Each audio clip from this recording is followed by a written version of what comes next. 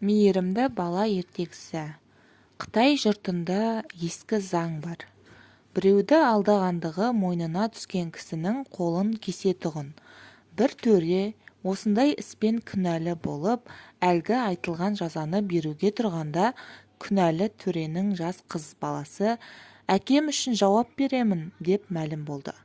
Қызды патшаға алып келісті. «Тақсыр патшам», деді қыз, «менің әкем жазаға лайық болғаны рас, соның үшін қолынан айырылуға керек болды. Мінекей тақсыр әкемнің қолы» деп өзінің қолын көтерді. «Бұл қол да менің жазықты болған атамның қолы, бірақ мұнымен бала-шағаларын асырауға шамасы келмейді. Бұйырыңыз тақсыр, осы нашар қолын кесіп, жұмысқа жарап, бала-шағаларын асырайтын қолын атама қалдыруға». Патша баланың мұнша атасына мейірімділігіне рахымы келіп, төренің күнәсін